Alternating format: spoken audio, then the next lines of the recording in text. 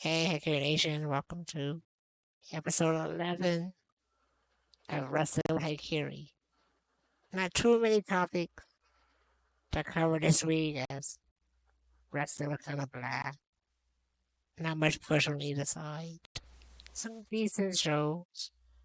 Nothing to go home and, woo-hoo about too much. But let's jump right into it. On Monday Night Raw, we saw the continuation of what will probably happen at WrestleMania Backlash with the Usos facing RK Bro Unification Tag Title match. I think this is good. I think it's a good push to bring a lot of power to show what the bloodline's all about. So if you have the Usos with the unificated tag team titles of Roman Reigns, with the two unificated heavyweight titles, then that pretty much means that aside from mid card titles, then the bloodline pretty much controls and runs the entire company. But as I said in last week's episode, this makes for an interesting topic as to if and when Roman Reigns will be defeated. The Usos versus RK Bro in the unification match has direct impact on determining when and where Roman Reigns may or may not lose his unificated titles. How you ask? Easy. Because right now, Roman Reigns is walking around with two championship titles, which I'm assuming he will be defending. He will be defending on Raw and on SmackDown, respectively, or maybe both in one match. I'm not really sure, but it's not about the matches, more so about what the Usos are going to do.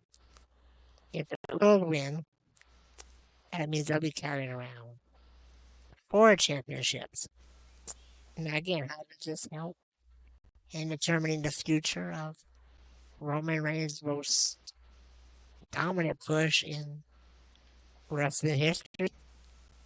Because if WWE keeps the title separated instead of creating a new singular title that represents both brands, if they keep the titles like separated for Raw and for SmackDown, then I would say they would lose at least one of them titles very soon. But if WWE comes through and creates a title that unifies the world titles and the tag team titles, making two or four belts, two, one or two, then that means the Usos and Roman Reigns are set to have a really long and record-breaking title run, which is not a bad thing. I mean, the Usos are one of the best tag teams in wrestling history, and probably the best tag team on the main show right now. So he's giving them a unified title. As he's creating a unified title represents how much everybody believes and is grateful for their talent. So I think there will be a unificated championship, but I don't think we'll see it until after the Usos defeat RK Bro. And I say that very easily because I don't see RK Bro being the tag team that upsets the bloodline from controlling the main event in the tag team picture. I could be wrong, but I really don't think so. I think it's gonna create good television by doing this. It also creates a set that AEW cannot replicate. So, for story and ratings, I think having the unified titles will be great for WWE. Moving on, we have what looks to be the setup for Cody Rhodes versus Seth Rollins round two. No matter who walks out of this match as the victor, there really is no loser. The fans win this match, Cody wins this match, and Seth wins this match. Match one at WrestleMania was legit unstoppable. And probably the best match on the whole 2 nights of WrestleMania.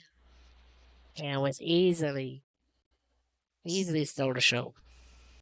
I'm sure people disagree, but as a wrestling fan, you couldn't ask for a better match. Cody and Seth delivered it throughout the whole match. And number two is going to be just as good. I view this match and the rematch in comparison to what The Undertaker and Shawn Michaels did with back-to-back WrestleMania rematches. So I think this is good for both of their careers. But at the moment, if you ask me for a victor, I would have to give you Seth. That's set up for a third match, a rubber match between both opponents. Moving on, we have Natty returning to NXT. Natalia Neidhart is a great wrestler.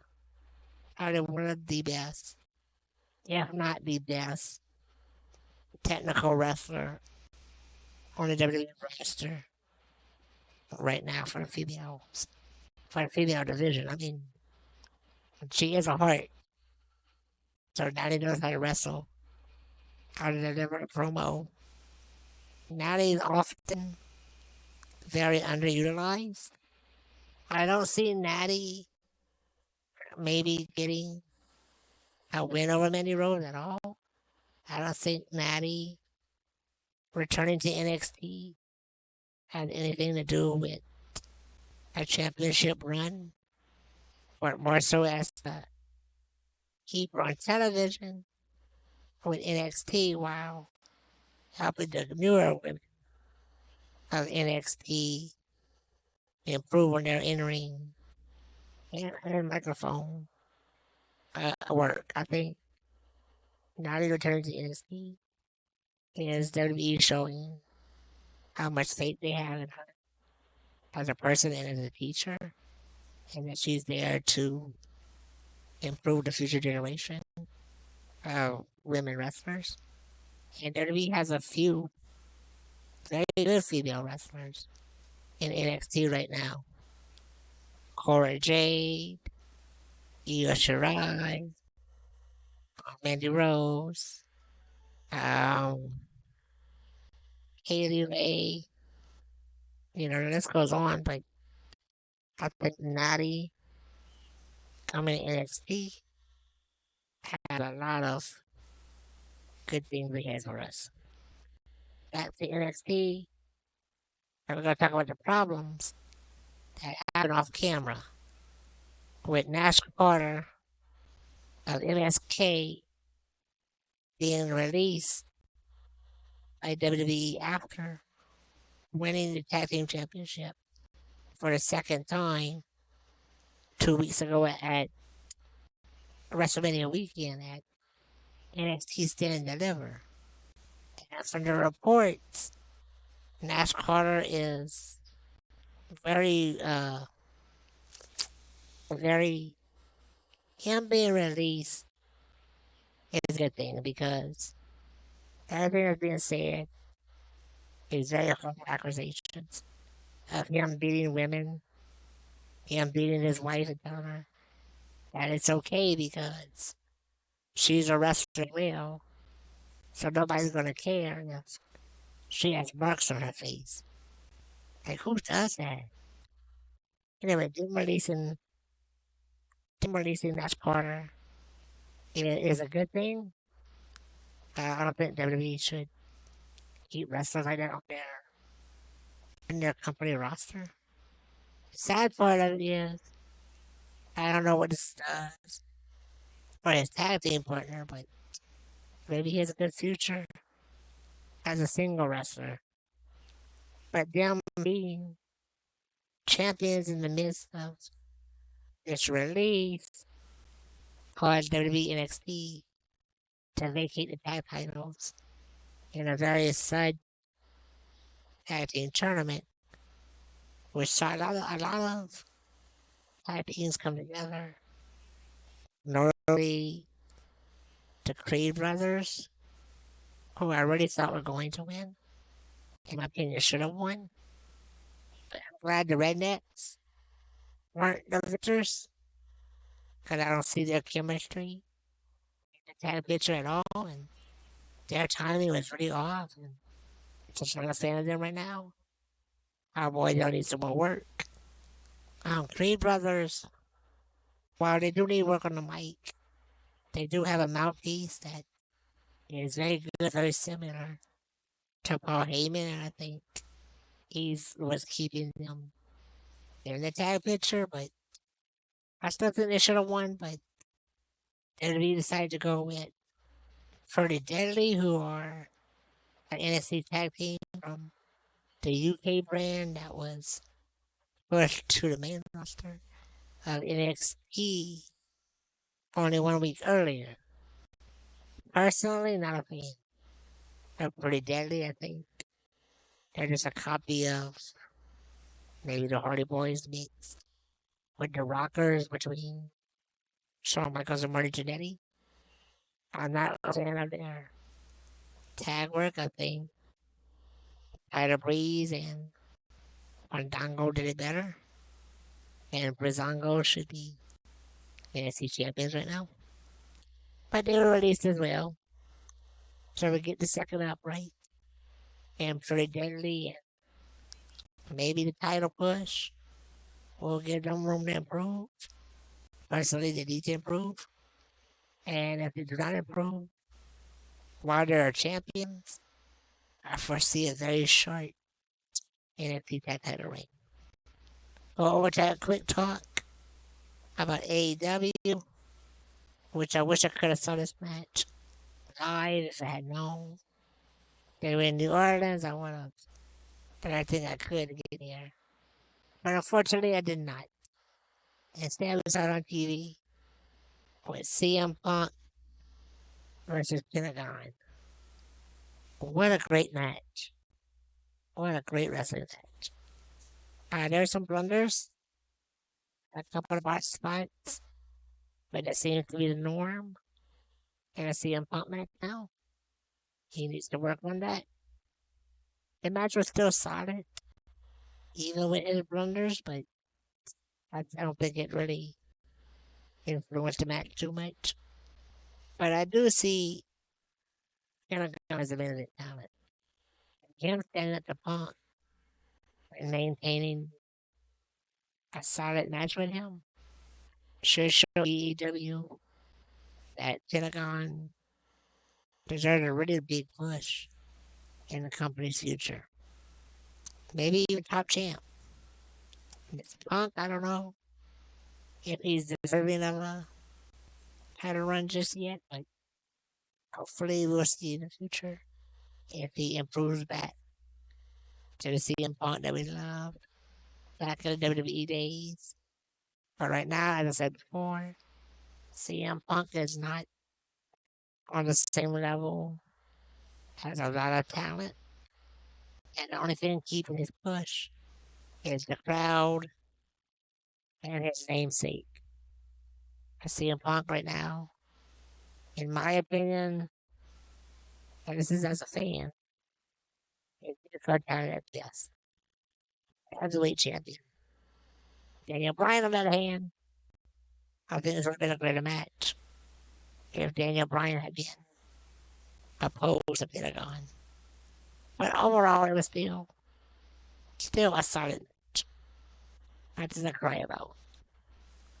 Moving on, we have Matt Riddle, the RK Bro, defeating Jimmy Uso the Usos.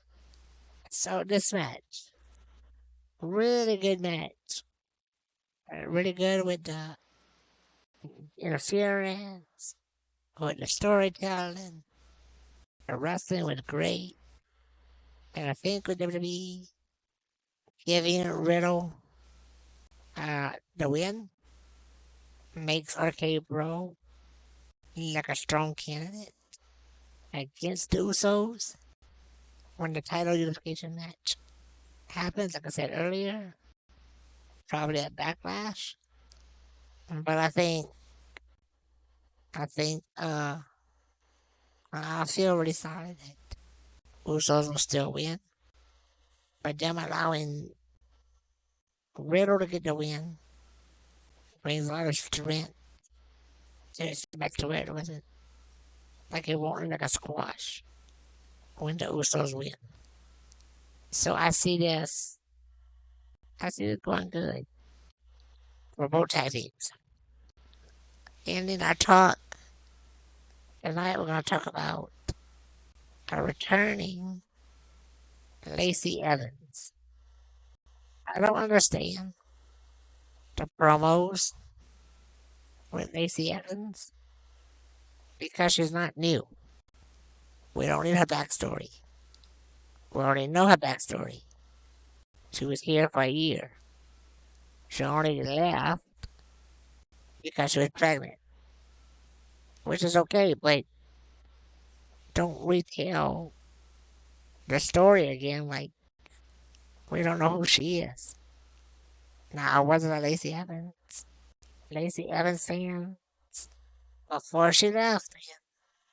If we're going to see All American Girl, my daddy was in the Navy, or whatever story, then I'm still not right. I'm not still not a big fan of Lacey Evans. And last time she was here, she was up in Natalia. Natalia deserves a win. And Lacey's finisher, I hope that she comes back with a better finishing move because women's right is a horrible finisher. It's literally just a punch. She needs a flashy move that shows, if she's a dominant woman that's going to save the women's division. You need a better finishing move than a right hand. I mean, it's wrestling, not boxing.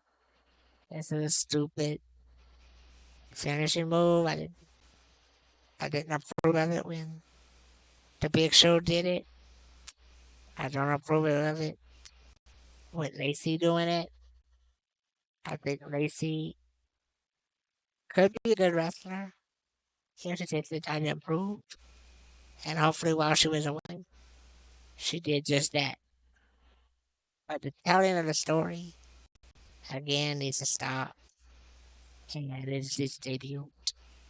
Her back on the roster, preferably after Ronda beat Charlotte in the I Quit match, which is going to officially happen. And I still think Charlotte's going to win this with her taking a recording of Ronda saying I quit and piping it over the speakers when she hits Ronda in some kind of maneuver.